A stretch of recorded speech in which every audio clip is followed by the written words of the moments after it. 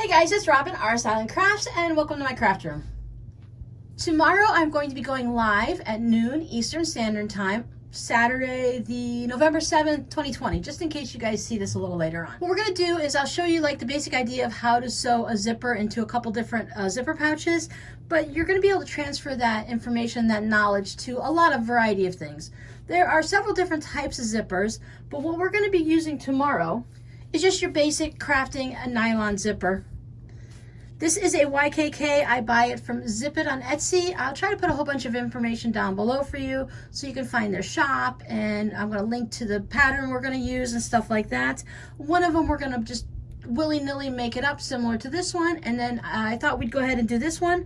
A couple of you asked to do some type of a shaped bag, so I thought we'd go ahead and do this one. This is that scissor pouch from So Talk Handmade.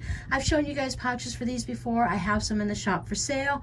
Actually, all of these pouches are listed in the shop for sale. My shop is always linked down below in the description box. But once you learn how to put a zipper in, you can make any type of bag. Because if you look, the top of the bag is flat for the zipper. The bottom is shaped. This one's like a stocking. This is just a regular project bag, a little coin one, and then the scissors one. I thought about doing the ones where the top is shaped also, but I think we'll start with this first just to get the feel of these bags. And if later on you guys want to do one where the top may be like a half moon shape like this, we can go ahead and do that also, the different shaped pouches I do. If I can find certain ones that are free, because I don't want to do one that's purchased, because then you guys would all have to purchase the pattern in order to make it. Do you know what I'm saying? So we want to have some just free ones so that anyone can find them. So I just wanted to show you the different pouches that I have available right now myself. There's all other kinds in there, different sizes and shapes and such. But we're going to be able to put a zipper in just a basic pouch. So let me move these up out of the way. I've already cut out and prepared some of the pouch materials and stuff so that when we go and work on it tomorrow, we're just sewing it. So I thought this was a fun fabric to do the little scissors pouch in. I just have some white fabric, white on white with snowflakes. There you can kind of see the snowflakes. And then I went and fussy cut it so that I would have the nice big flower on both sides.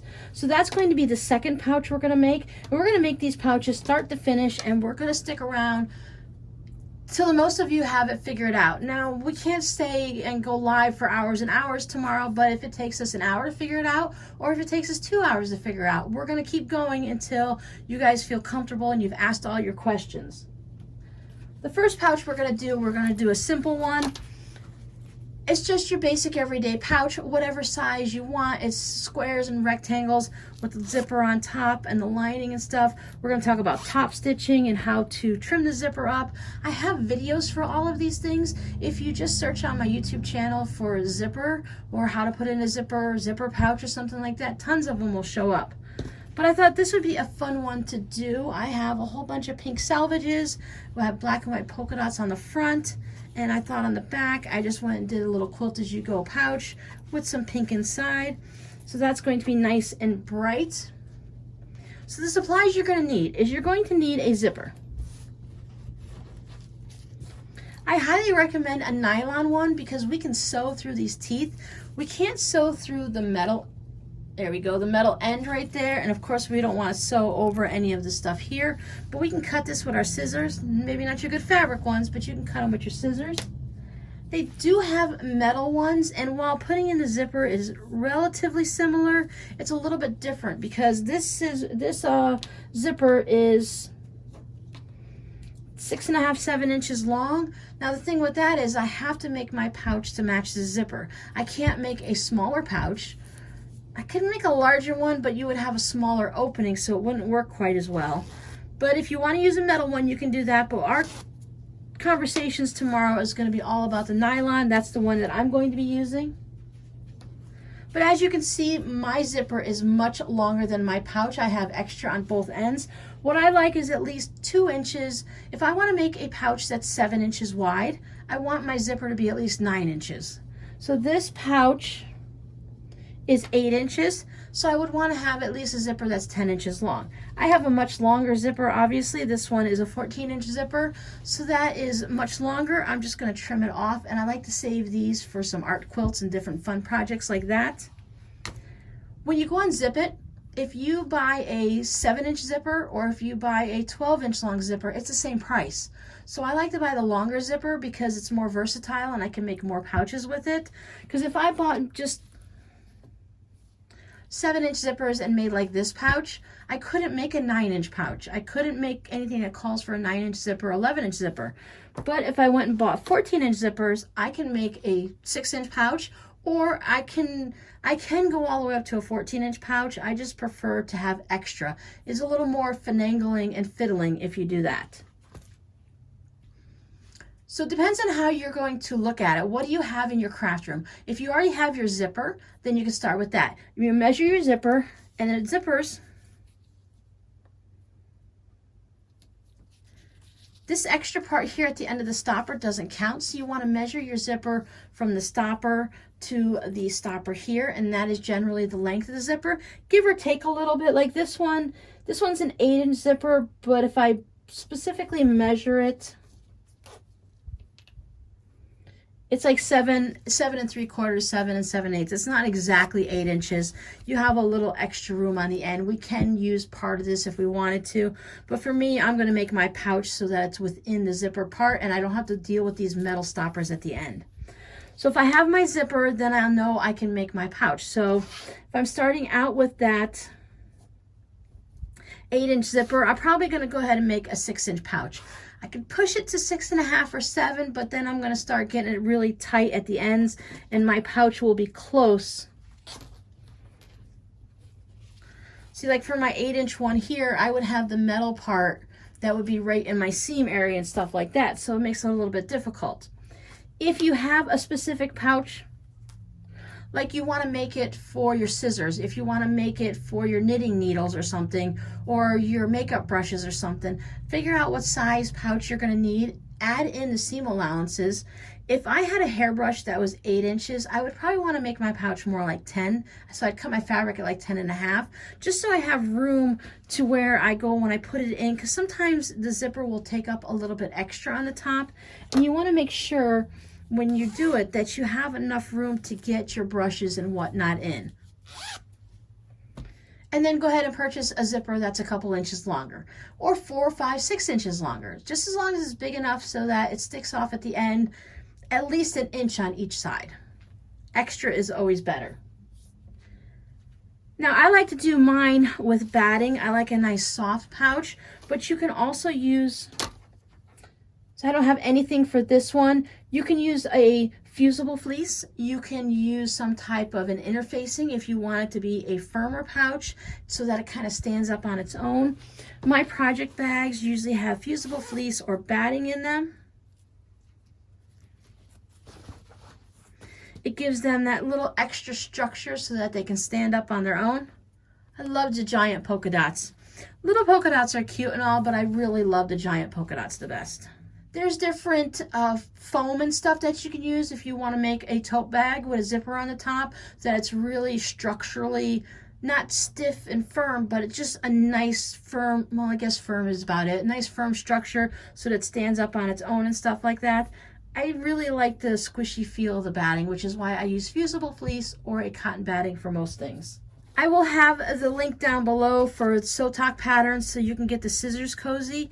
I did have to tape it together because it can't print out all on one printer sheet. It had to be turned sideways, and then you just cut it and tape it together. Now what I like to do is I go to my favorite little store and get Dollar Tree and pick up these chopping mats. You get 2 pieces, 2 of these plastic chopping mats. Now I actually use these as cutting mats. I like to use them for non-meat products. I like to cut lettuce on it and stuff like that. It's great because after you cut your vegetables, you can bend it and just put it in there like that. But what's really good about it is you can use it to trace out patterns. So I print it out, I put it all together,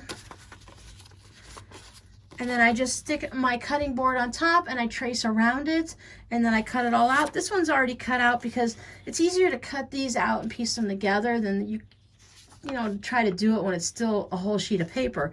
If you were to print it out and it was just a stocking shape, then you could just lay your cutting board right on top of your whole printout sheet and trace around it. I like to put in really giant letters to reverse it, because with this pattern, you have to cut out one piece of fabric this way for the front, and then you have to reverse it and cut it out for the back. And the same thing with the lining, unless you're using solids that are the same on both sides. I tend to make 2 of the same pouches all the time because I always forget to reverse it. And I never realize it until they're all cut out and I'm trying to sew them together. And I like to add any of the notations that are on the little pattern. So it says, you know, your zipper here, even though I know the zipper's here because I've probably made 30 of these already, I now know. But in the beginning, I was like, where does the zipper go? So you want to put your little notations. You got the zipper there.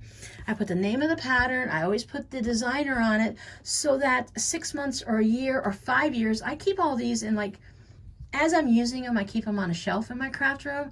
But when I'm done for them and I haven't used them in a while and I'm cleaning up, I put them all in an under the bed Rubbermaid tote storage bin. So that when I go through next year, 6 years from now, I can pull through and I'm like, oh, what's this? You know, what's this weird thing? Oh yeah, this is right. That's those scissor cozies I was making. Where are the directions? I don't remember how to make it. Oh, well, there's the designer. I can look it up on the web. And then I also put, like, this one doesn't have it on there, but some patterns will tell you, like when you're cutting out patterns for clothes and stuff, it'll tell you need one of this and one of that. So I know I need an outer and a liner, and I need to cut 2 of each. I already know that it's a bag, so I know that I need to put batting or interfacing.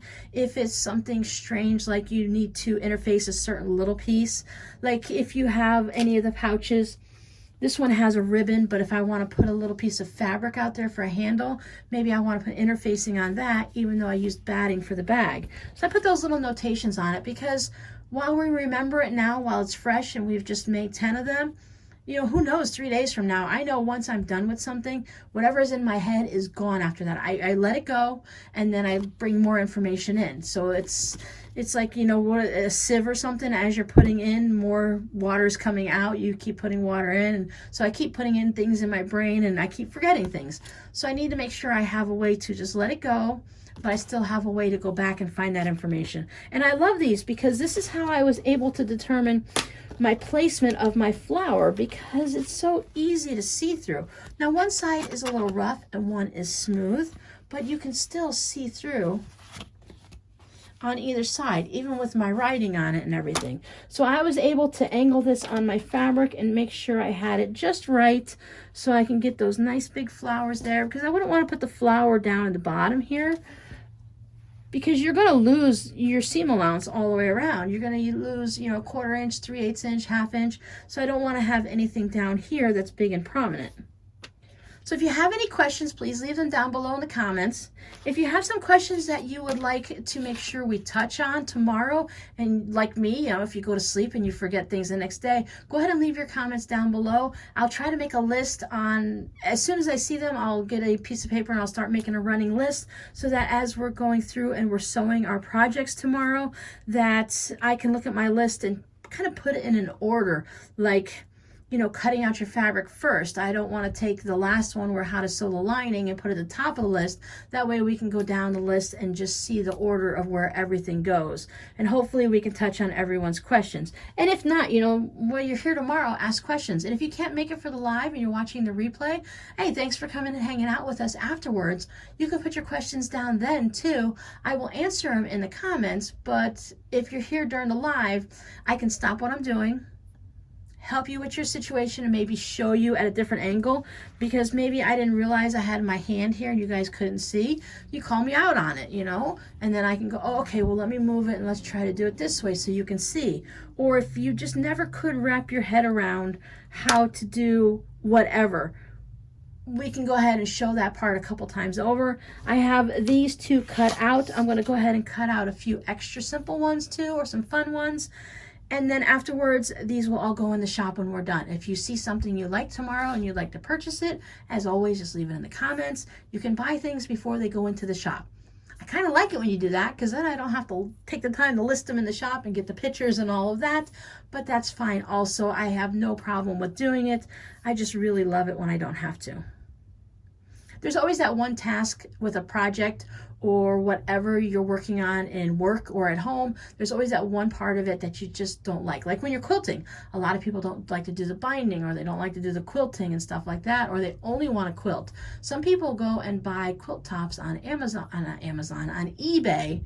so that they can make the quilt, because the quilting is the best part for them and they don't want to have to actually make the quilt top.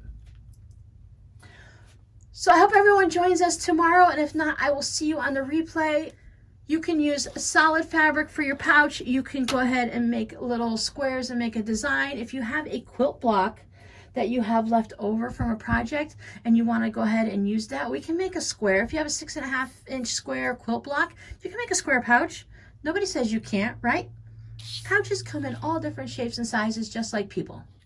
All right, before I ramble too much, I'll see you guys tomorrow.